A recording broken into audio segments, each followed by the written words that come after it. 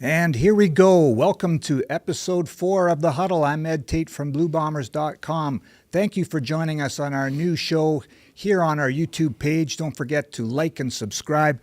We're joined by the legendary Danny McManus, Assistant GM of the Blue Bombers, Director of U.S. U.S. Scouting, right? Yes, I got to sir. get right? Yes, sir. Okay. Yes, sir. So we're going to kind of chop up a little bit as a training camp preview, who to keep an eye on, some of the jobs that might be up for grabs. First of all, though, Danny, thanks for doing this. Hey, appreciate you, brother. anytime for you, Ed. We were just talking. Danny was a rookie in 1990 with the Blue Bombers. That was my first year covering the team. That's a long Damn, that was a ass long. time Yeah, you ain't ago. lying, brother. 1990. You had a lot more hair in 90. I know. Yeah. Well, so did you. I know, exactly. Okay, well, listen, let me take a minute here to introduce everybody or reintroduce everybody to Danny because, this is a legend of the CFL. Start at Florida State, Yes. 11-1 in your final year, right? Senior year. Yes, Yeah. sir. Fiesta Bowl. Fiesta Bowl. Yeah. Yeah. Kansas City Chiefs. Yes, sir. Draft pick. 11th round when they used to go 12. So, Okay. yeah, so I wasn't the, Mr. Irrelevant, but I was close.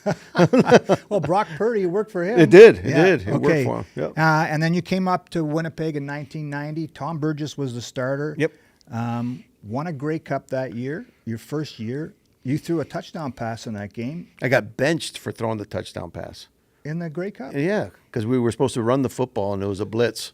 And I checked it, and I threw it to Rick, and Rick went the distance. House? So it was Rick's fault. I only threw it 7 yards. He went 65 with it. So That was but in then the blowout win over Yeah. Edmonton, right? Yeah. So that's that. Coach Riley benched me for that and put in Sammy. Okay. So Okay, and then you left in after the 92 season for BC, right? Yes. The Bombers had brought in Matt Dunnigan, right?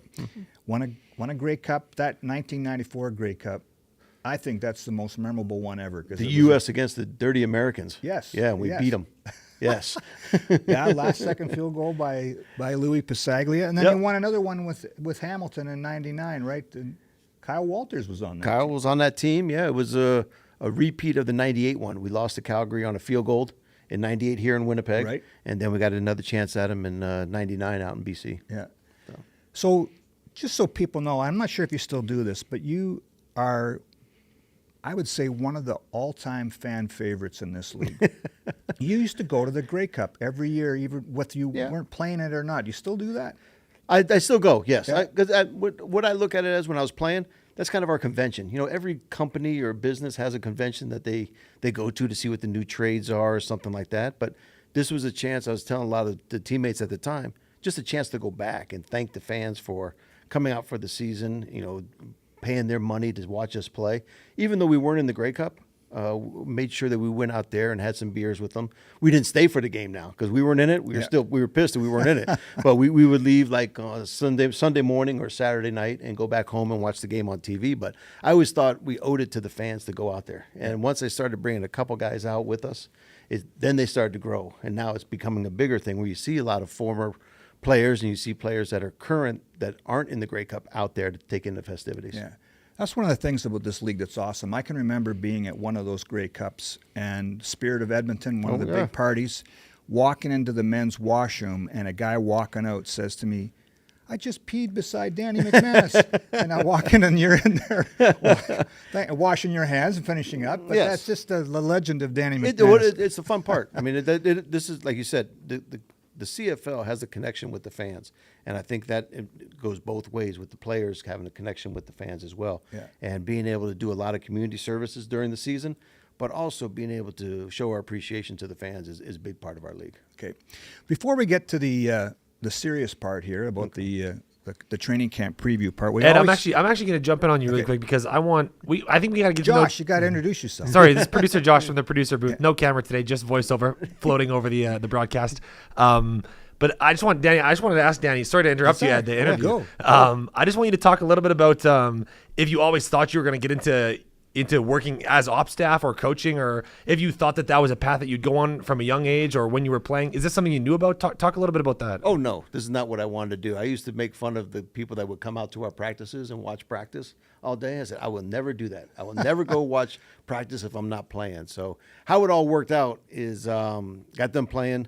My last year was at Calgary.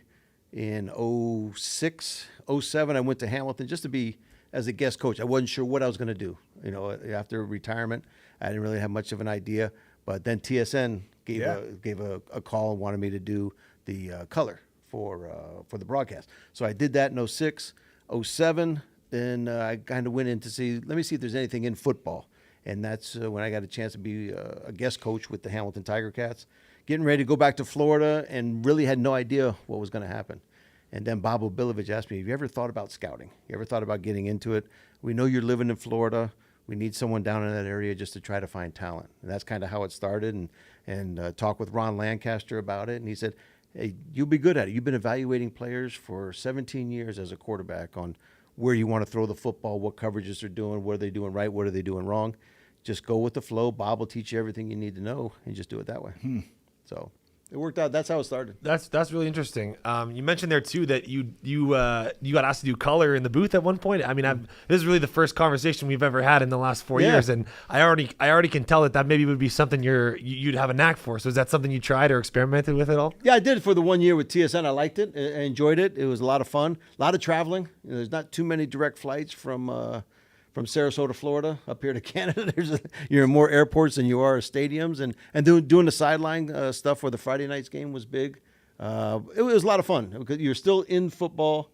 The part I missed was having a bigger part in the game. You know, you're in there, you're talking about the game, but you're not in the game. And wins and losses were a big factor when you're playing. You always want to get the win. But as a broadcaster, you just try to make sure everything goes through smoothly, getting the message out to the fans that are watching on TV and make sure that they're enjoying themselves. But I lost a little bit there, so I just wanted to see what might be if there was coaching aspects to it. And then it started to go full circle to try to get into the scouting, and it took off from there. I've been very lucky to be in some great organizations. Awesome. And then I got one thing for our viewers live. I just want to remind everyone watching that we are going to be taking questions later. Danny's going to be answering questions. So throughout the broadcast, if you have any questions about scouting, rookie camp, his playing career, his work career, anything like that, drop them in the chat, and we will do our best to get to them throughout the show. But yeah, Ed, sorry to it's cut okay. you off I'm just checking here because we're going to get more on the scouting and that kind of stuff later on, sort of the science of it. But yeah, I'm glad Josh interrupted there with that question. That was well done. Well played, man. So we have this section called icebreakers. Well, I feel this is kind of interesting now because this is a part where we're supposed to get you loose and comfortable, but you're already, you're a former TV guy. You're easy with this. So, okay, so these are icebreaker questions, I guess. Okay. I'm ready. So we'll start with an easy one. What's your favorite landmark you've seen in your life, anywhere in the world? That you can, like that, Mount Rushmore. Mount Rushmore. Being able to see it, just see how big it was, almost like in the middle of nowhere. To go drive to it and to see it, that was pretty awesome to see, and just to know that it was chiseled into a mountain. Yeah, that was awesome. I just couldn't believe how big it was and how long it must have taken to accomplish that. But I'd say Mount Rushmore. You know what? Just on a side tangent here, what kind of bugs me sometimes is up here in Canada, we'll say he's on the Mount Rushmore of NHL players. Well, we don't have Mount Rushmore up here. That's an American thing. We got to come up with something else. Anyway, okay. Another question. What's the favorite thing you can only find in Canada that you like? Oh, probably score bars. Yeah. Because I used to do it. It's not a superstition. It's a ritual. The night before every game, I would always have a blizzard. And I'm pumping Dairy Queen, but feel free to advertisement, anything. We're looking for sponsors. And sponsors, help these guys out. Let's do. But I would always get a score blizzard because score for football, points on the board, that type of stuff. In Vancouver, one year they had us out in Richmond. When I was with the Hamilton Tiger Cats, we stayed out in Richmond. So I took a cab to the Dairy Queen, bought the cab driver a blizzard, bought myself a score blizzard, got back for $38. So I made sure I had my ritual taken care of, not the superstition. Was that Grey Cup week? No, it was regular season. Okay. Yeah, no, but always ice cream the night before game. Now this one, I feel like you kind of answered this question, but I'll ask it anyway. What would your dream job be if it wasn't in football? It sounds like you have a kind of a dream gig here. Yeah, I mean, I enjoyed this. I love the chase. I always say I'm like a glorified truck driver. We're always traveling everywhere to see different spots. but trying to find the ball players that work for this organization, for the coaching staff. If I wasn't doing this, I don't know. I took a test in high school that's, an aptitude test that said I'd probably be a park ranger. So I don't know if I want to do that, though, either. I don't know. I really don't know what else I'd be doing. I've been in this league for over 30 years, so from 90 till, well, now, I mean, that's 35 years coming up on that. So I owe a lot to the CFL, and this has been, as you say, a dream job or a dream spot in my whole life is to be a part of this league. I never thought of it growing up that I'd be in the CFL for this many years, but it's done a lot of wonders for me and my family, and very grateful for it. You park ranger, that's interesting, the test, right? Because I remember taking one in high school too, and I'm a sports fan my whole life, nut. And the thing that they spit out for me was mortician. Really? Yeah, so there you go. That is there. It doesn't make any sense. Anyway. That's a dead-end job. Well played. Look at you. You should be on TV, man. Let's switch chairs. Okay. Let's now get into the training camp part. If that's all right, Josh, we're good? Yeah, I mean, Okay. I was just going to ask if he thinks a hot dog's a sandwich, but that's not a very good question. No, I don't think it's a sandwich. No, I think it's It's his own category. It's a different deal. A hot dog's a hot dog. Yeah, I mean, Agreed. a sandwich just because it has bread on it. That's why we're asking around there. It's a content between two pieces of bread, or unless you consider a bun one piece of bread. I don't know. That's a good question. No, I just think a hot dog's a hot dog. So you heard it here first. Hot dog's not a sandwich. I don't think a hot dog is a sandwich. I think it's a hot dog. Okay, fair enough. Now I'm ready to move on after we got that answer. Okay, now that we have that cleared up, we should keep a tally of that all year, okay, Josh? And See at what the the end of the answers. year, we'll have a poll results of Hot dog or sandwich? Hot dog or sandwich. Okay, Yeah, we'll we're ask gonna that one it every show. week, Every week. single show. We got a show every single Tuesday at 3 p.m. for the next, until we win the Grey Cup. Yeah. And then we'll do one after we win the Grey Cup. And then Viewer poll too. Get the viewers in on it. See what they. You know? and then Exactly. we'll ask, is a hot dog a sandwich every single week? That's awesome. I like it. Okay. Let's look at the depth chart. Rookie camp starts tomorrow. I really appreciate you coming over, by the way. I know you guys have personnel meetings. There's a zillion people wandering around. There's players that don't know where they're going and look lost already, but that's part of training camp. So, I was looking at the depth chart or the roster, and man, there's still. We talk about the changes in the offseason, Yes. some of the guys that have left, but this is still a stacked team, right? Yes. This is still a Grey Cup contender. Just give me your thoughts before we start breaking it down. This is still a front runner, isn't it? Yeah, I mean, in our opinion in this building, yes. I mean, we again a disappointment last November. We definitely wanted to be on the other side of that game, but we know the core guys that are in this building, we want to make sure that we kept around, and Kyle and Ted and Osh and Cyril and myself, we all kind of got together and said these are the core guys, and had some great meetings on that. We wanted to make sure we kept all these guys. You're not going to be able to keep them all. Some guys are going to go different spots, and now it comes down to the scouting department to start to fill those spots in. And Cyril does a great job up in the Northeast, and he assists with Ted doing a lot of stuff, not only on the U.S. side, but the Canadian side as well. And Ted, Kyle, and Osh did a great job with the draft. So it's all of putting all those things together and then seeing what happens, what comes out of it. But it's tough when you very successful to keep all your guys in the building. But I think the credit is what our locker room is. Mm-hmm. Our locker room is run by great football players, but also by great human beings. And it's not the coaching staff, it's the players. And Ron Lancaster told us a long time ago when I was with Hamilton, once the players know that it's their team, you'll win. If they still think it's the coach's team, or it's the board of governors team, or if it's the owner's team, you're not going to go anywhere. But once they realize that it's their team and they take care of it in the locker room themselves, then the sky's the limit. And I think that's what Osh has done here. He's let these guys understand every day, you're not playing for yourself. You're playing for the guy next to you. And that should be the most important thing on your mind, is to do your job, not for you, but for him, to make sure that he can count on you. And that goes all the way through this building. It's not just in the locker room. And you see that. It's changed the way people think about doing their jobs and the way you guys are doing your jobs. All this stuff you weren't doing years before. Yep. So now we're starting to do more because we want to be the best that we can be at everything. Right. And I think that's where everybody in this building has that mindset. And it just starts, and everyone just kind of jumps on the wagon with it. But trying to put a team together this time, it was a little more difficult just because there were some spots that needed to be filled because we did lose some quality guys. But we did have what I like about it is we got a lot of quality guys coming back, and there's going to be some great competition all through training camp at all positions. It's not just, hey, we're set here. We got these veterans. We're bringing in guys here because we need to see what these guys can do, and then also see how the competition level rises when the veterans come into camp. Right. During rookie camp, everybody's the same. They're all lost. They have no idea what's going on. Right. Just like you said, we got guys, don't even know where the bathrooms are at this point. So, but they will. Each day they'll get a little more comfortable. And then once they're quite comfortable, we throw the veterans in. Now, how do they respond at that time?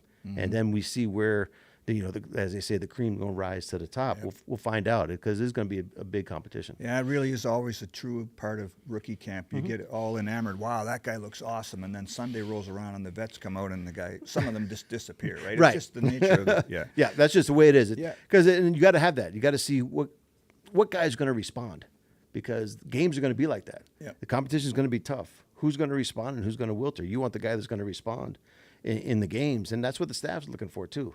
And guys are evaluated from the time they landed at the airport. Everything's being evaluated, watching how they carry themselves. Do they carry themselves like what we want to represent this ball club? And I think that's an important factor that Coach O'Shea does with all the players, is that you represent the Winnipeg Blue Bombers, not only just in this building, but throughout this province. Yeah, I was going to ask you about that because I've heard that before, and sometimes I wonder, I understand it, but you guys are watching everything, but if a guy snaps at the server at the dorm for the food, I mean, are you really going to, we're cutting this guy because he snapped at the server, right? I mean, I don't know if it would be a cuttable offense, but it's an observation. And then you start observing it and wondering what's going on. But evaluations, how do you treat people? Not just your teammates, not just the guys that might have an influence on whether you stay or not, but people that are working for you to help you, while you're here. And it could be the person at the dorms. It could be someone that wants to, I need to come in to check the thermostat in your dorm room. And, we have a hard time with that if somebody doesn't want to let them in or something like that. It's not a cuttable offense. That's, some of those things are bigger. Yeah. And that'll happen. But it's just, how do you treat people? Right. Everybody needs to be treated fairly. Yeah. And you want to make sure you get the right people in the building. Kind of maybe a red flag or an orange flag or something like that. that. Yeah. All right. So,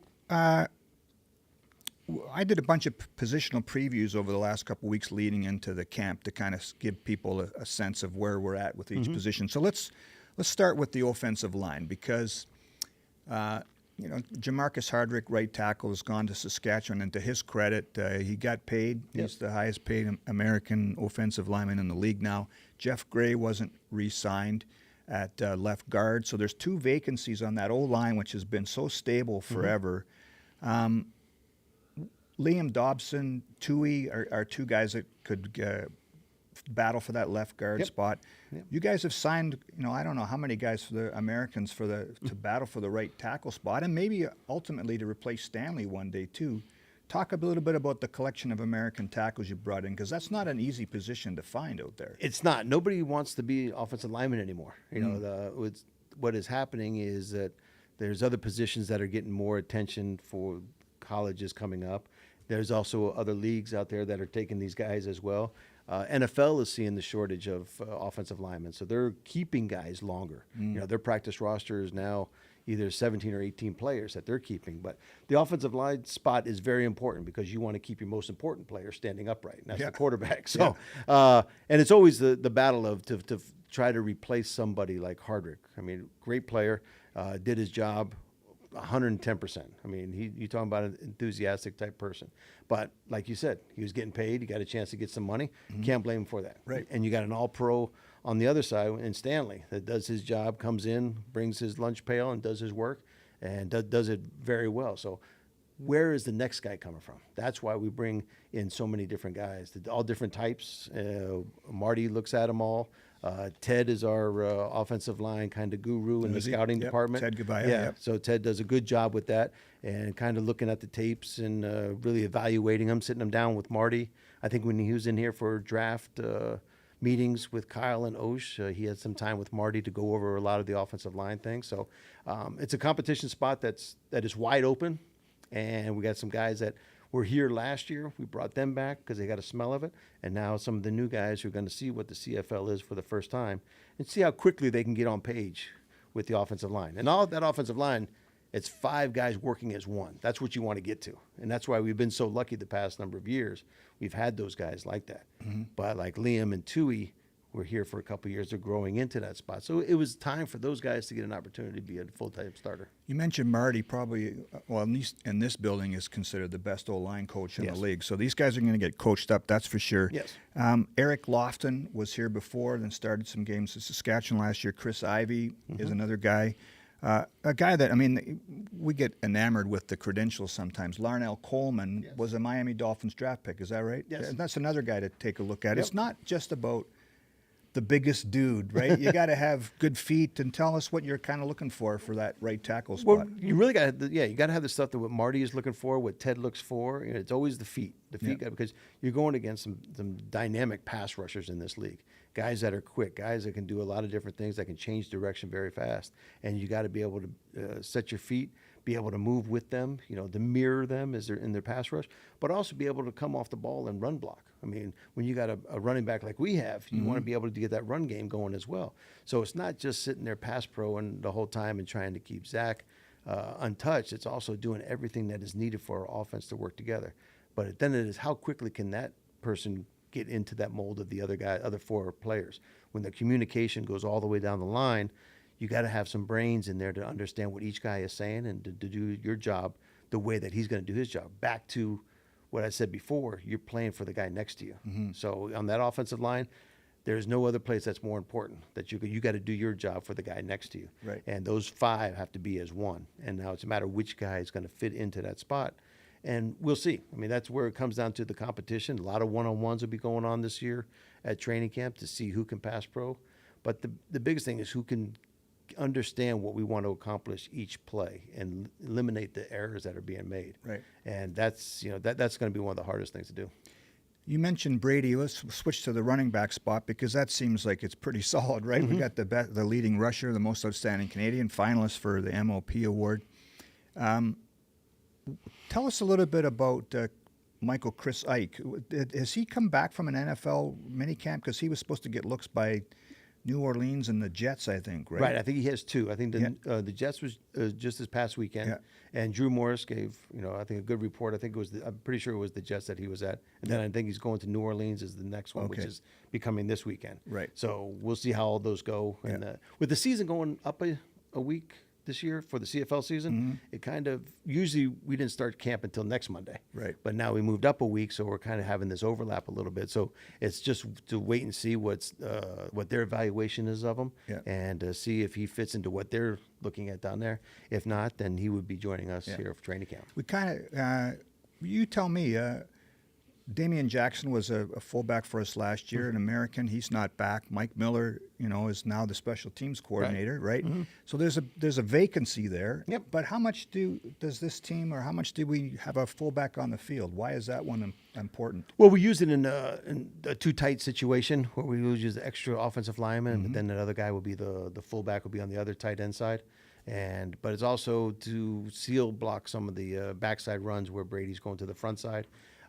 Just to go in there and make sure that the guy doesn't come down and cut off Brady if he tries to do a cutback or anything like that. So it's important to have a bigger body guy in there to wedge that defensive lineman who's squeezed in the hole, to wedge him out a little bit. You can do it every once in a while with a receiver. You can just get in his way and then make more of like a speed bump. But then every once in a while you need that guy to come in there to really bulldoze those defensive ends out. So that gives more of a picture for Brady to whether to stay front side with the play or to see a vacancy in the back and he can cut back into it. Yeah, makes sense. So it makes it mainly it's for the 2 tight end set, but sometimes we'll drop him back and then he'll be able to do some seal blocks on the backside. To the receivers, I mean, I don't know how you can't love our receiving core, right? It's still really good. Rasheed Bailey has gone to Toronto, and he did some things that he didn't get a lot of credit for sometimes, right? The dirty work, as we say, as a blocker. Yep. He was the guy that did some fullback work, essentially, right? Yep. But maybe talk about some of the new guys that are in camp, and then I don't know how much you can tell us about Kevin Clercius, the first pick that we took from Connecticut, because he seems like a Canadian version in a way of what Rasheed did. So, well, with him, he's a bigger body guy that it looks to have the frame to be able to do some of the stuff that Rashid did, and that'll be asked of him. We'll see that once they get the pads on. That's anybody can do it in shorts and helmets. It's just a matter when the gear gets on, and if that's something he wants to do. But also his route running and pass receiving is going to be important too, because sometimes you do those things like he's going to block, and then you see the guy go out into the flat, and that becomes part of the play, the pass play. So you get some nice yards with that. But all the young guys we have coming in, it's going to be new for them, the CFL. I mean, you're getting the waggle going, you're getting all this different stuff, but it's also an opportunity to go out there and show your football skill, to be able to run routes, catch the football, which is the most important thing as a receiver, but then be able to do something with it afterwards. And that's what we want to see. Everybody likes the 8-yard drive that you drive down, maybe 8 to 10 plays.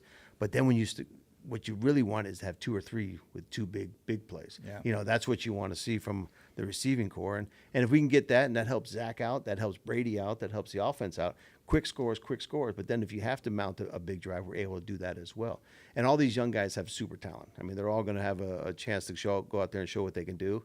It's a tough room to break into because, like you said, there are some good receivers in our core, but we got to have some guys that are ready because 18 games is a long season. We lost a couple guys last year here and there, but other guys stepped up and played well. Mm-hmm. And that's what we got to have again, is those guys that can come in secondarily to play special teams, but then most importantly, if they do get the starting nod, that we don't have any drop-offs.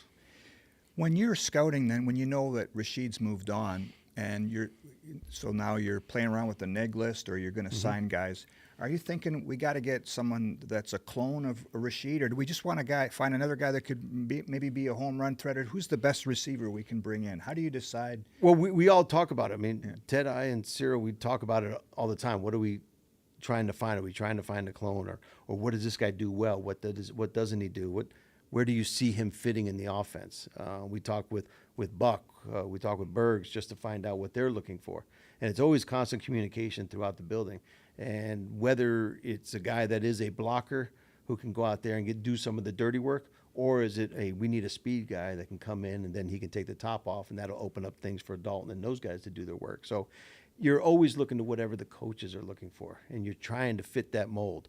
You never get it perfect, but you get it somewhere close, and then the coaches do their job, which they do a fantastic job of molding these guys into what they want so that their schemes will work. They do it on offense and on defense. It's just a matter of they give you sort of parameters what we're looking for, and get as close as you can to that, and then we'll take the rest of the way and see where it goes from there. But that's the fun part of it, because you never know. Like, I have no idea which guys are going to come out and play well, because you don't know until they get out there, and do they understand the game? How quickly do they grasp it? And until they get out there with live bullets, it's tough to say. When you think of it now in hindsight, Dalton Schoen was really special, right? Because he had already studied the waggle. And when he got here first day of rookie camp a couple years ago, man, he was already pages ahead of everybody else. You're talking about a guy I would go talk to if I was a rookie? Yeah. He'd be the first guy. Tell me what you did. I mean, he did it the right way. He put his head down. He got in his playbook. He practiced the waggle before he even got up here. He practiced the waggle while he was here. After practice, he was doing the waggle. Catching the football, getting with Zach, and trying to understand what Zach was wanting to get accomplished, talking to the backup quarterbacks, what are we trying to accomplish offensively? If I was any of these young guys here today, I would make sure I could find Dalton and just tell, hey, just what did you do? Or pony up to him and just sit right next to him in meetings and just see how he handles himself, because that is the ideal way to come into a camp as a rookie and to establish yourself as somebody you guys need to watch. You guys need to look at it, evaluate him very closely to see what he can do. Talk to Dalton, but also talk to that old guy, 85, Milt Stiegel, who's going to be here tomorrow. Yeah, we had, we got this old guy out of Miami of Ohio we're talking about. I don't know. I thought his name was Stegall, but Stegall, yeah, but like Steven Stegall. Yeah, Stegall, but Milt, a name like Milt, how good can this guy be, right? I mean, he might have something to him, but we'll see. We'll see when he gets here. We'll put him through the ringers and stuff. He's got to sing. He said he will be singing. Oh yeah, rookies have to sing. So Milt said he would be singing. He did try to negotiate a $10 million contract, fully guaranteed. And I don't think we're going to accept that, but we'll give you a day. Good call. So, at least Milt's trying. Yeah, I give Milt that chance. And I tell you what, there's not going to be anybody that is, was he 53, 54? 54. He will not look out of place. Oh, no. I guarantee he will not look out of place. Milt will do. I've seen him. Up to a couple of weeks ago. Milt will look fine. Yeah. He'll do good. Yeah. Now, one more on the receivers group before we move on. Are you also targeting guys that could return? Because Janarian's not back, and if that guy, it's almost like an extra page to a guy's resume. If Right. is that how you looked at it? We do, yeah. When we look at all the guys, when we get together, does he have returnability? That would be the number one thing. And is it punt return, kick return? Some guys are just kick returners. Some guys do both with the punt returns. That is important, especially to try to fill the spot of Janarian. You know, and that's a lot of guys are doing. We have some running backs that can do that as well. We have some defensive backs that can do that. We also have majority of our receivers can do that. And I always say more you can do. Yeah. I mean, I volunteer for everything. And these guys look at me funny when I say it. When I talk to them, I said, special teams is going to be where you're going to cut your teeth. You got to come in and volunteer for as many special teams as you can do, and that'll get you onto the field. Then when you get on the field, then you can get some reps at receiver, you get some reps at running back or defensive back. But you got to get the coach's eye about special teams, because that's a spot these guys haven't played now. You know, they've always been the stars of their teams in college, so they didn't really play special teams. The coaches were afraid of them getting hurt, then their team wouldn't be any good. Yeah. So now, when everyone is the same level of athletic ability, how do I get on the field and play? Yeah. How do I catch a coach's eye? It's going to be special teams, and do it there, and then go over and do it, you know, in the offense or defensive side. Now you got more. So more you can do, you can get a lot more chances to be on the ball club. That sounds like the Brandon Alexander story, right? Volunteer for everything and cut in front of the line and take more reps. Yeah. Yeah. You got to be bullish. I mean, there's only so many reps that are going to happen a day. Don't get hurt. I always tell them, don't get hurt. Take care of your body. That's the most important thing you have, because availability is the best ability. And if you can't practice, someone else is getting your reps, and that person is getting seen a lot more by the coaches than you are. Yeah. You know, they see you on the sidelines, they see you in the film on the sidelines, and the other guy's running the rep. You're almost making it easier for them to make a decision. If we go to the other side of the ball now, the D-line, Jackson Jeffcoat's retired. Ricky Walker had signed with Calgary and then backed away from the deal, so he's not back. So we've got a defensive end spot open, and I don't know what the plan is for defensive tackle. I know that the team really likes Miles Fox, who was here last year at D-tackle. What do you like about that group? And maybe give us a name or two of somebody that might. Well, I think keep an eye on. there's a couple guys that have some CFL experience that will be able to show some. Ali Fiad was going to be very. I think he was on the practice roster at Toronto. I mean, that'd be someone to watch, just because he has experience. You have a leg up on some of these younger guys, and some of the younger guys getting used to the yard off the ball is going to be big for them. If you haven't had that experience, it's different, because you're used to contact happening right away in the U.S. game. Here, you got to get off the ball, and when we all three of us always look for that, who can get off the ball, how quick can you get off the ball, and get after it. And from the outside even to the inside, it's very important that you get into the guy's, the offensive lineman's chest, and try to do something, make it disruptive, because all you want to do is get that guy who has the football behind them very uncomfortable. If you can get that, then now our defensive backs are going to be ready to jump on the football. So I think biggest thing is speed to the ball, speed to the passer, and try to just disrupt what he can do. And that's one of the big things.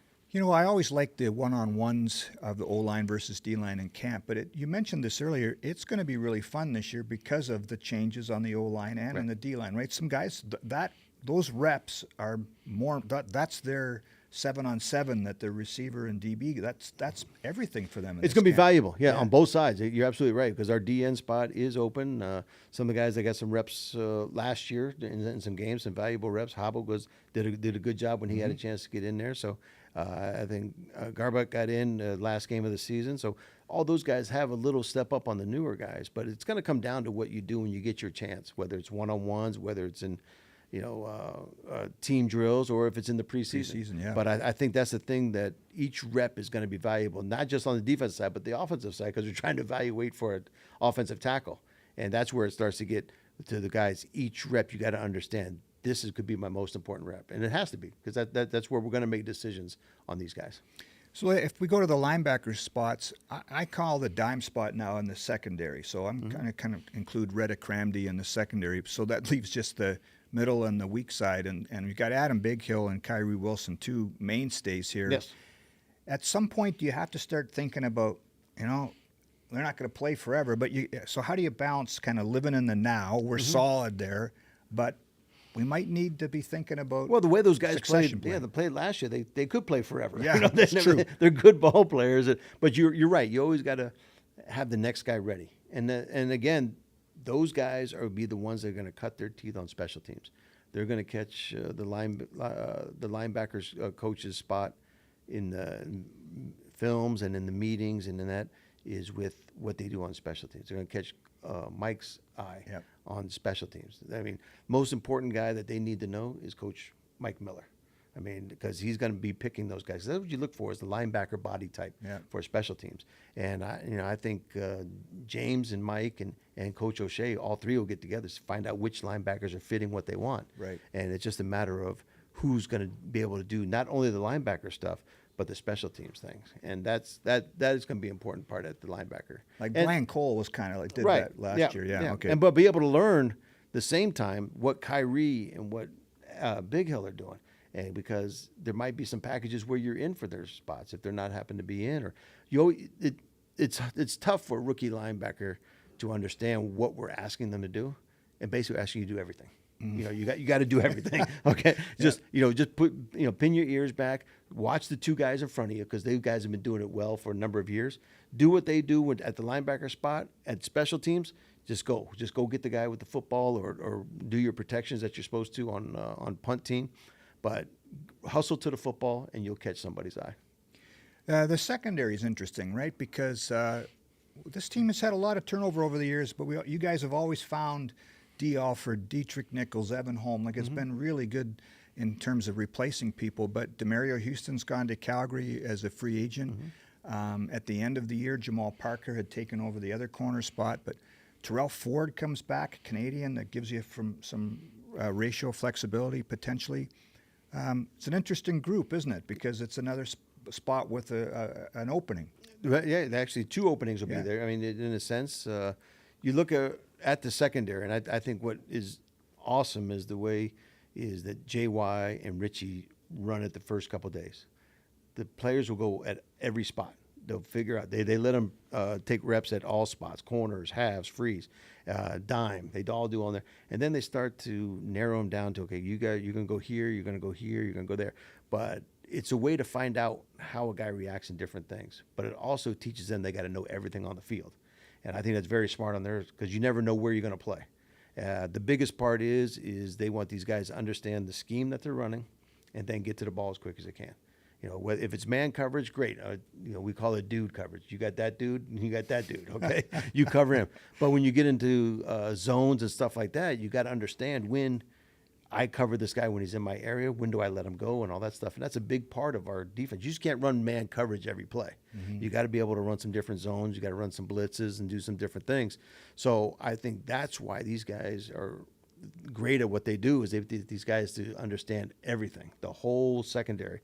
And once they start piecing them into different spots, they're easily able to move them to different spots as well. And that makes it a little bit easier on those guys to understand. But first couple of days it's going to be tough for the younger guys, but they just stick with it and understand what these guys are doing, is they're trying to make sure they get these guys in the right spot to show their athletic ability. And that's what every athlete wants to do, is I just want the coaches to put me in a spot where I can show what I can do. And that's what that's what I like about our defensive coaches, is that they do that with all across the board, is to put these guys in the spot where they can make plays. We got some interesting candidates there, and one of the guys that I've mentioned a couple of times that was here last year is Tyreek McGee. I mean, you don't play it. He played at Georgia, and you don't get on the field with the Bulldogs unless you got some talent, right? Because that's been a factory for a long time. Is there anybody else? I mean, I know there's a long list of DBs, but anybody that you scouted this offseason and thought, wow, this guy, he could be a player. There's a lot of them. I mean, we got guys that are long builds. We got guys that are short builds. We got guys that all different types. And it's tough to say. I don't want to say any names, because I still want to see what they – I see what they've done on film, but I want to see what they can do in this game. And it's different. And with Tyreek, we saw it early, and that's why we kept him around quite a while to make sure he recovered from, I think, a nagging injury during training camp, and he developed into what we wanted. Now, who's going to be that next guy? We don't know yet, because this is a different game. As much as I say it's a different game for the receivers, it's 10 times different for the defensive guys. I mean, on defensive backs, to be able to cover a guy that is running at you full speed and the coaches don't want you to move off your landmark, which is 5 yards away from the line of scrimmage, and this guy's going to go run right past me. So it's tough. It's a tough learning experience for those dudes. But I think one of the things that we have here is guys that understand how to play defensive back. I know I can get in this guy's hip. All I got to do is get in his hip, and I can make a play on the football. And all these guys can do that. So that's the reason that they're here. We all have looked at their film. We like what they do. We like the way they're physical. We like the way they can run. And we like the way their hands are, so that we can get the ball back to Zach in the offense, and that's important. It is really funny too how that position, it does take some time to figure out. You mentioned how difficult it is to play. I can remember at training camp last year, being upstairs in the press box watching a session because it was rainy or cold, because I'm a wimp and I have to be. I was there with you. Yeah, were you? Okay. We were right next to you. And Evan Holm, who was in his second year, was killing it, and one of the defensive backs that was hurt said, that guy, that number 31, has been the star at training camp. And it's just funny how that transition or transformation from year one to year two, he had things figured out more. Yep. He looked so much more comfortable last year. I'm sure that McGee could be like that too, but who knows? D. Alford didn't need that year, and neither did Dietrich Nichols. No, right? It's a matter of how quickly you can process it and how quickly you understand what the coaches are trying to accomplish, and what they want you to do. And it's just a matter of desire. I mean, I would, if I was a defensive back, I'd probably go to Evan and sit next to him, just like I told the guys on offense to go talk to Dalton. What did you do? How did you pick it up so quickly? Because Evan even came in late in his first year. So, but he picked it up right away, what needed to be done, what the coaches were looking for. And that's where I would, I would really highly recommend everybody grab onto a veteran that's coming in and find out what they did. Just how do you go about rookie camp? How do you go about training camp? Because it's tough for a rookie to come in and unseat a veteran in 3 weeks. But build along like these guys have been doing. Then you never know what's going to happen. 18 games is a long season. So there's a lot of opportunities you're going to have if you can at least show the good stuff early. And then we'll go from there. Are we taking a breather here, Josh? Or are we doing Yeah, you guys have been crushing it. But we got some great questions, and we got to give a jersey away. So I'm going to take a little bit of pressure off you guys. And we're going to do a jersey giveaway to all of our viewers in chat. We're clipping along with about 100 people hanging out. It's been awesome. Where's the jersey? So there's the jersey right there. It's a number 10 Nick Dembski jersey. So we're going to be giving that one away. So if you want to win the Nick Dembski jersey, just type Dembski in the chat, and there will be a winner selected at random. Now, while those are rolling in, we got a couple questions we're going to start with. And sure. The first one that I wanted to throw your way is from Linda in chat, and Linda wants to know, who was your football mentor growing up? Who did you look up to, and who did you learn from when you were growing up, young playing football? Well, see, I didn't play football until grade 11. I was a baseball guy, so I always wanted to play baseball. I didn't want to get hit, which I still don't want to get hit. I mean, in these days. But football-wise, I always followed the Atlanta Falcons. Steve Bartkowski was probably the guy I looked at quarterback. But also my brother. My brother was a quarterback at Wake Forest University. And Jerry, right? Jerry, yep. Yeah. And he went to the same high school as I ended up going to. That's kind of how I got tricked into playing football, is that one of the coaches on the high school team remembered my brother, and then that's what kind of triggered. They figured, here, can you throw this football? I picked it up, I threw it once, and then that was what happened. But one of my best friend, Joe Simino, was offensive lineman for us, and he kind of got me to get onto the field. And then he said, all you're going to do is be the punter. You won't get hit at all. And then, needless to say, that ended up being a quarterback. So every time I see Joe, I thank him very much for what he's done to me. Well, you must have had a really good grade 11 and grade 12 year, because you go to Florida State. Oh, things were, that all worked out well, because they were coming down. When Florida State came down to watch us play, they were coming down to watch a linebacker that we had on our team. And just happened that game, I had a good game. And then that's kind of where it got onto to their radar a little bit. And then when, Bobby Bowden sends Burt Reynolds to your house to visit your mother. No way. Oh, that was their, Burt came to the house with Bobby. Because he played at Florida State. Yes, for a home visit. So that was Smokey and the Bandit days, right? Can you imagine Burt Reynolds coming into your house to see your mom? Yeah. It's a done deal. You're going to Florida State. So, it was timing was perfect. The way everything kind of moved along as far as football. But I never thought I'd be playing football. I always thought it was going to be baseball. And it ended up being a blessing, because I really didn't get that far in baseball. and then football just took off. And look at you now, 30 years later, still in the football. Canadian Football League. Yep. So did Burt Reynolds show up in a Trans Am and wearing a cowboy hat? He wore a cowboy hat and all black, but it wasn't a Trans Am. No, I think they were coming down just doing visits. It was an off week for Florida State. Okay. But I knew the two guys were coming, Coach Bowden and Chuck Amato, who was the coach that was recruiting that area. Then the third guy came out, and I recognized it was Burt coming up. Needless to say, Mom was quite excited. So. Awesome. That was awesome. So we do have our winner for the jersey giveaway. So in chat, that's Joanne Dobson. Joanne Dobson, congratulations! Joanne. You won the All Dembski right, jersey. So that will be ready for you by end of day tomorrow at the ticketing counter in the Bomber store. Ready for you to pick that up. So just come there and you'll show them your YouTube channel there, and you can pick up that Nick Dembski jersey. So thank you everyone for that. And then I'm going to give you one more question before we get on to part two. Okay. But I'm not sure if you saw that clip of Geno Smith when he was being rushed by Aaron Donald last year, and the mic picked him up hot, and it sounded like he was going to need a new pair of shorts after that play. Yes. So someone in chat wants to know who was someone you absolutely hated playing against when you were back playing. Oh, there was a lot of guys. Trying to think if Calgary guys, linebackers I didn't like. They always hit hard. Toronto's D linemen, when they were running that radar blitz stuff, they would always come and hit you too. Was that the Don Matthews? Don Matthews was in those things, Montreal. I remember one time, I can't remember, might have been Demetrius Maxey. He came through the middle, and I saw him coming. I knew about it. I needed half a second just to hold on to the football before Darren Flutie was going to get open. So I held on to it, and I threw it. Then next thing I saw was the sky, because Demetrius picked me up, but he didn't put me down. And then he took like a couple steps, and then all I kept myself, no. And then right on the hard surface over there at Ivor Wynn, pinned me down on the ground. So, all I could see, I didn't even see the ball. I saw blue sky, and then I saw Demetrius on top of me. But that was probably the hardest hit, was with Demetrius Maxey. Hip pointer and everything. You had the quickest release ever in the CFL. It was fear release. It wasn't quick. It was fear. I didn't want to get hit. It was fear.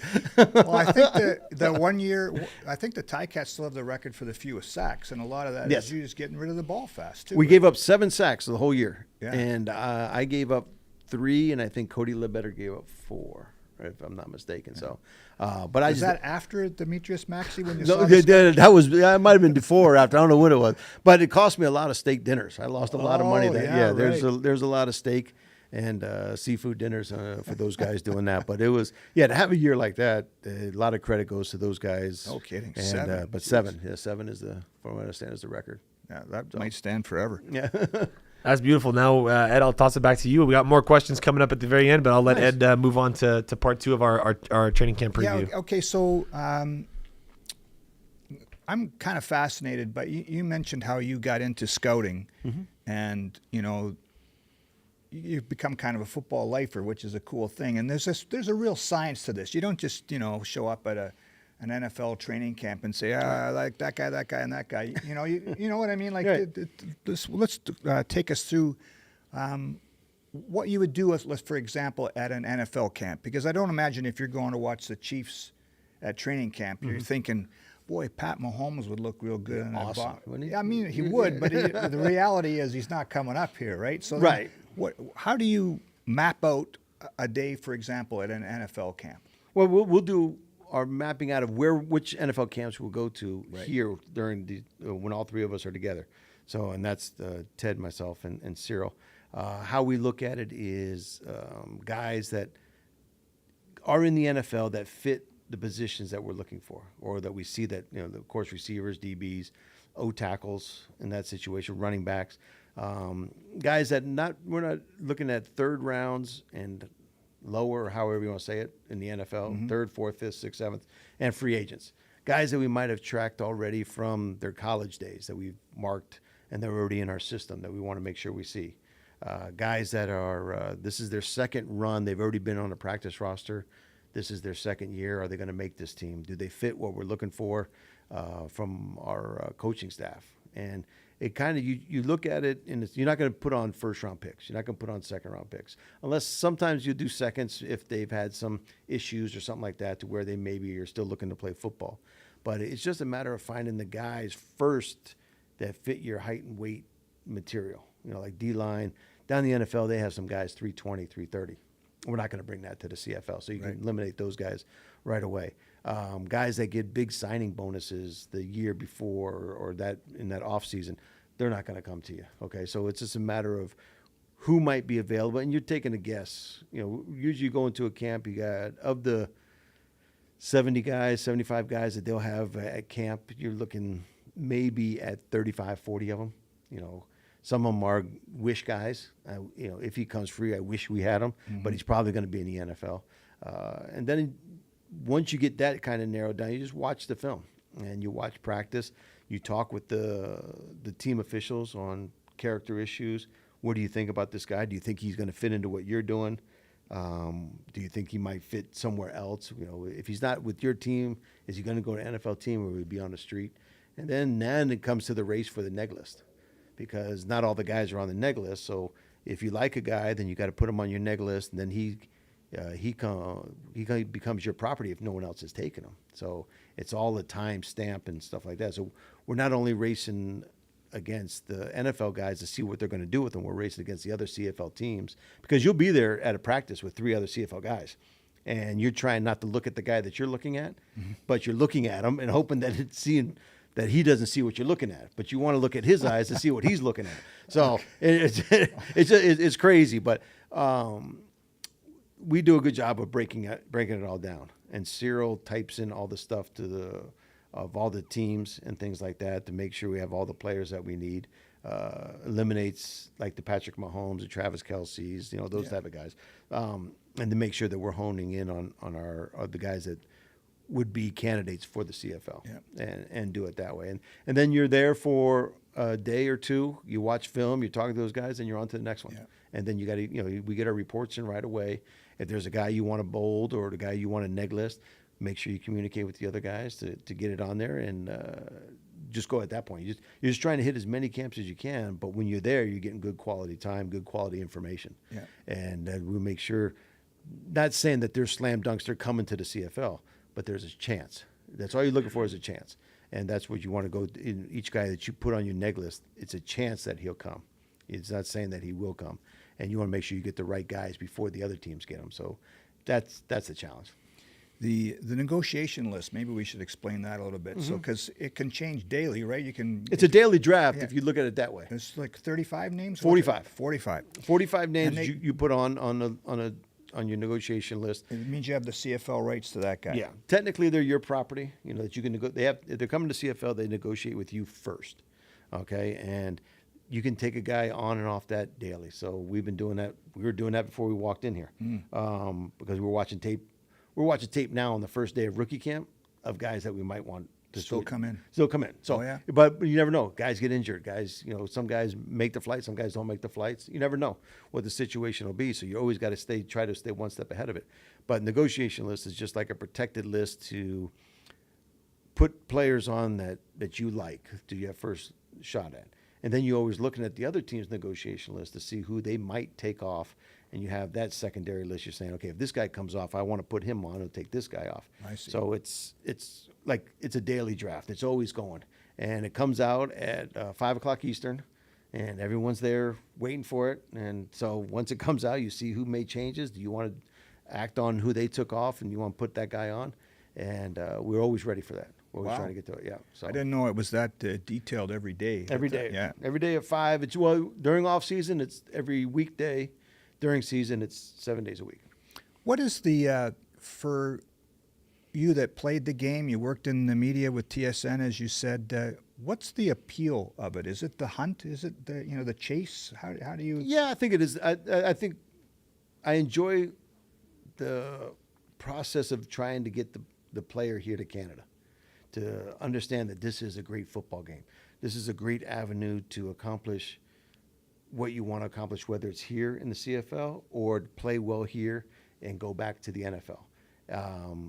I like going to college campuses. I like going to NFL camps, seeing athletes perform and to see where they would fit in our organization. And I think you bring Ted and Cyril in to be the same thing. It's the chase that gets us going, and then the building of the team You always got to remember that guys can't play forever. So you got to have somebody ready. You can't wait for them to retire. Then, all right, well, let's get somebody now. It's too late. You got to have guys coming through. It's almost like, once you get the well of the water going, you just got to make sure you keep pumping it. And sometimes that's the hardest part, because you get complacent. Well, we've done this. We've been in the Grey Cup the last 4 years. Well, let's just take this year off. Right. You can't, because you get behind. That water will run thin, then it'll stop. You always got to make sure. Every year it gets harder and harder, because you don't want to get complacent. You always want to make sure you got the top players that you can to make your ball club better to compete against the other 8 CFL teams. Do you think you're better at it now, Danny? Because it really a lot of it is networking, and you're a guy that's everybody likes Danny McManus, and it helps that you're out there shaking hands and talking to people, and you're going to get a phone call from a coach or an agent, and might say, "Hey, listen, you might not have heard of this guy, but start taking a peek at X, Y, or Z." Right? There are so many guys out there that call us, and it's not guys that are affiliated with our organization. There's just coaches, like you said, friends, former players that, hey, I have a nephew who's here. I have, my brother has a friend who has a son over at this school. Can you go see him, or can I get you film? We all get that. We get emails every day. We get phone calls every day, and it's just a matter of communicating not only just with the player or the agent, but all the coaches, because coaches move more than anybody. They're all over the place. And, this year, Cyril went down to the NFL Combine just to meet agents, just to go introduce himself, get his portfolio building as far as who to contact and which agents have the good players, all that type of stuff. So it is a people's business. You got to be able to communicate with people. You got to be able to say no. That's a hard tough too. Right. But you're always willing to watch. But then you got to be able to say, no, this guy does not fit what we're looking for. And it's not that we're right 100% of the time. We're wrong a lot, and I think that's what we understand, is that we could be wrong. But we're going to do everything we can to make sure that we're not. But we still could be wrong in making that decision. But we want to make sure that we have the opportunity to make that decision first before anyone else does. Okay. Yeah. That makes sense. Yeah. So rookie camp starts tomorrow, and do you find yourself sometimes getting attached to a guy? Oh, I'm really cheering for this guy. I think he's going to, and then because I found this guy at Towson State, like D. Alford or whatever, right? Yeah. And then you can get disappointed, or you can get thrilled in a hurry. Do you find yourself in that a little bit? You get a little bit of that. What is good about our group, the three of us, we always see it as our player. We never, it's my player, this player. We always do it as our player, because we evaluate it, we look at the film, we cross-check each other and stuff like that. So we always use it as our. But there's no doubt inside, you're pulling for the guy, and sometimes hey, this guy got a lot better than what I thought he was, or you'll get hey, well, okay, he ain't gonna work out. I pumped his tires way too much. It's not gonna be. This is not gonna go good. So, but that happens. You really don't know. I've used this before.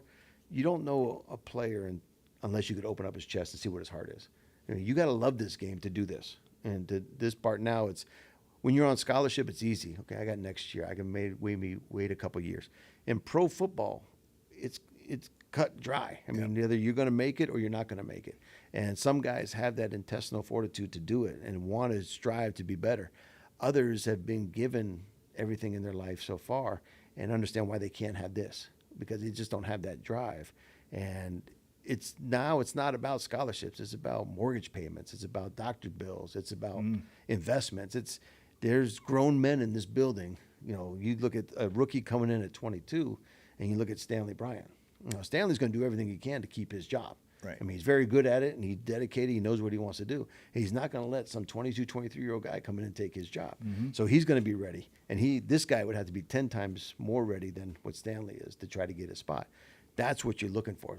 What guy's ready today to get Stanley's job? We don't know yet. I mean, it's a matter, he won't get it, right away, but does he have that intestinal fortitude that I want to be a pro athlete? I want to be a pro football player, and I want to be with the Winnipeg Blue Bombers. Yeah. That's what you look for. I got one more before we turn it over to the fans here, the viewers of our show.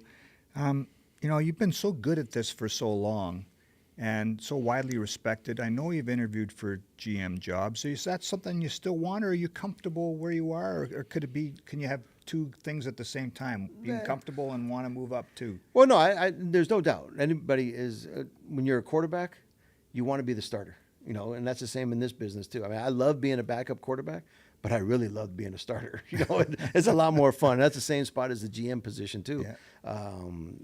Ted and I and Sarah, we all have that aspiration of doing that. And there's other guys around this league that have aspirations of being a general manager, to go through the ways that you would do it. So would you do it the same way? Would you do some changes? It all matters when you get in that seat. It's a different seat. Mm-hmm. Assistant GM, we have a lot of chores that we do, a lot of things that we enjoy doing, but it's different when you're the GM. Now you're doing everything. Yeah. But I would love the challenge to do that. Yes, it would be outstanding. I think everybody that is in the scouting department would love to be able to put their mark on a ball club. Hire the right head coach. Hire the right assistants to help you monitor all the football players that are in the country, and try to put together the best team that you can to do one thing. And that's just win the Grey Cup. I mean, everybody's having a meeting today with their ball club, and everyone's going to say the same thing. Our goal is to win the Grey Cup, and there's no one saying, well, we want to be, the fourth best team in the league. No one says so. But it comes from an organizational standpoint, is that everybody in the building has to be in that, and that's what's been so great here at Winnipeg, is that we've got to that point now that everybody loves winning the Grey Cup. There's a lot of great things in winning the Grey Cup, but there's a lot of disappointment when you don't, and you don't want to have that taste for too long. Right. And we want to get that taste out, and the only way to do it is to get back there and to win it. And that's everybody's goal, is one step at a time to go get that championship. Well, let's take some questions if Josh has got a few, and then we'll wrap it up after that. Yeah, sounds good. We've been doing really well. Everyone's excited. We got lots of people following along. First up, this one's from Bruce. He says, Danny Mac, legend. That's right. No question. No question. Right, Just that's perfect. Danny Mac, legend. Oh, I don't know if that's on the field or off the field, but okay, all right. I don't know. That's maybe he can specify, but that's what Bruce has got for you. Lori says, Danny, what has been your most memorable experience during your time in the CFL? That's a big question. She didn't specify playing or admin, but most memorable experience within the league over the last 30 years. The most memorable, I would say, where I got kind of choked up the most was winning the Grey Cup in '99. After Hamilton, we lost in '98, but a lot of the guys from the '97 Hamilton team were still with us for the '99. And they were a bad team. I mean, they got beat, they got crucified in the media and all that stuff. But to see those guys on the stage holding up the trophy, that was something special, because I don't think any of them thought they would be there doing that quickly. Fast, too. Right. Yeah. So I would say that one would be right up there. And then coming in when I came in as a rookie, as Ed said before, winning the championship in 1990, I said, this is easy. I'm planning on doing this the whole time. But the 90s were good. I mean, I went to a couple Grey Cups. When in 92 we lost, 94 winning, 96 lost, 98 lost, 99 winning. So 90s were great. And I just being with those organizations that I was with for each of those Grey Cups was something special. Each one has a little bit different, but it's always winning. Winning's always the most special thing. I mean, and no matter what you're doing. Yeah. Mike Parks wants to know what's the offense going to look like with Strevler back in the mix with Zach, and maybe we can expand that to talk a little bit about how it's going to be different with a dedicated or dynamic a player like Strevler. What could that look like this year? Well, I think you see very similar when Strev was here before, coming in, getting snaps, not only just to run the football but to throw it. I mean, he's developed himself as a passer with his experience down in the NFL. It'll take some pressure off of Zach in certain situations. It's going to be a nice tool for Buck and the offense to use. I mean, they're going to be able to have a lot of fun with it. Then also, being able to have two quarterbacks on the field at the same time now, that there could be another aspect of doing that. So the playbook's going to be wide open. I mean, Strev's going to get his snaps. Zach will get his snaps. Brady's going to get his touches. Dalton's going to get his touches. I mean, I wish there was more than one football. And can you imagine if Milt made the team? Man, how many more footballs will we need out there? So, I mean, Milt will want more than $10 million guaranteed he's asking for. So, no, I think it's a great question. I think what it is, it's going to be up to how much Buck wants to be able to do that, and I think he's got the world at his hands. I forgot to ask you about the two other quarterbacks in camp. Eric Berrier from Eastern Washington, Right. who's been in the USFL, I think. Yep. And then Terry Wilson, who was in a Dallas Cowboys mini camp. Yep. Those are pretty good prospects too, right? Very good product. Both those guys are very athletic. I mean, he's been on our neg list since 2018. Wow. And that was it was great to get him signed and get him up here. No doubt what he did at Eastern fits the CFL game. There's a lot of great quarterbacks came out of that school that came up here to CFL. And then with Terry, just his experience of being able to move with the football, be accurate with it, and be able to lead teams, not only in college but at the pro level. And both of these guys here, what they can do with the football outside the pocket, but more importantly, how they process inside the pocket is going to be very important to Buck. So I think our quarterback spot's going to be a nice competition as well. Cool. I mean, it's going to be good, be very good.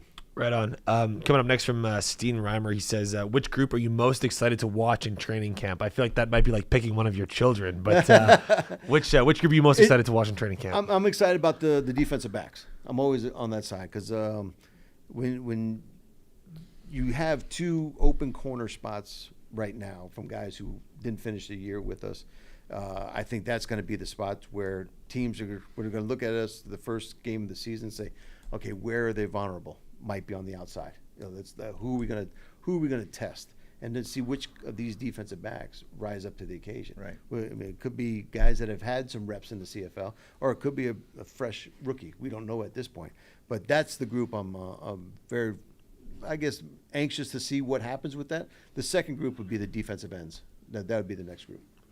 Right on. Glenn wants to know anyone specific we should pay attention to in training camp as an exciting returner replacement for Janarian Grant. Oh, That's a long list, isn't It's it? a long list. I think we were counting them up. I got 8 to 10 of different guys coming through there. All of them have great skills. I mean, it's a different game, especially for some of these guys that haven't done it because they're all used to fair catching in the U.S. game. And I explained that to them that that there's no fair catches in this league. Okay. They're supposed to give you a 5-yard halo, and supposed to is use. I mean, it's going to be interesting because all these guys, when they get the ball in their hands, they have a chance to do something, and it's going to be the one who's the most consistent at catching the ball, but then also the one who's most consistent getting to the lanes to where the blocks are coming from, so they can get the long returns. Yeah. So. There's a long list here. Yeah. It's crazy. It's a big list. I mean, like I said, there's receivers, there's running backs, there's DBs. It's all different kinds. I'm sorry, that's the kind of job that you have to do it in the preseason game because Yeah. I mean, if you drop the ball in practice, you're probably getting the line through your name as a possible returner. But really, that's when the lights are on kind of. Right. And it's tough during preseason too because you're out there with guys who haven't done special teams in the college game, right? Because they've been the best players that we talked about before. So they're probably not getting the greatest blocks for you. So you're kind of doing it all on your own, and you show a little spark here or there, and then Coach Miller looks at you and says, "Okay, I can do something with that." Or Mike O'Shea says, "This is a guy that he sees where the blocks are coming from. He sees the lane. He can get to it." So it's a matter of just catching the ball first. Most importantly, keeping possession of the football. But then, what do you do after that? Do you hit where you're supposed to hit? And do it at full speed, or are you shying away from hits? It's going to be those guys that are doing the job exactly as they asked them to do, be the ones that be going forward. Right on. And that closes out our question period. So I'm just going to pass it back over to Ed and you two gentlemen to wrap us up for today. Well, listen, we did a pretty good preview, I think, here. And I think we were well. I think it's good. Listen, I can't thank you enough, Danny. That was a lot of fun. Appreciate anytime with man, you, buddy. all- You know all that. the time. Yeah, we could talk football all day with you and me. And you got the treats right from me and Ted for. Yeah, I'll get the treats. Yeah, Okay, I forgot. just the I'll make training sure camp that- deal. that's Score all. Blizzard tomorrow. Well, Score Blizzard would help out. That'd be nice. But usually Ed has M&Ms and little treats that we used to go into his office and steal. Yeah, and plus, you guys give me enough grief about it every year. I can't forget now, so I'll make sure that I bring it tomorrow. Listen, I appreciate everybody again for tuning in. We're still getting this thing rolling, but starting now, every Tuesday at 3 o'clock, we're going to be doing the Huddle every week. So we appreciate you. Don't forget to like and subscribe. That's what I'm supposed to say, right? And Josh? ring that bell, And ring notifications. that bell for the notifications.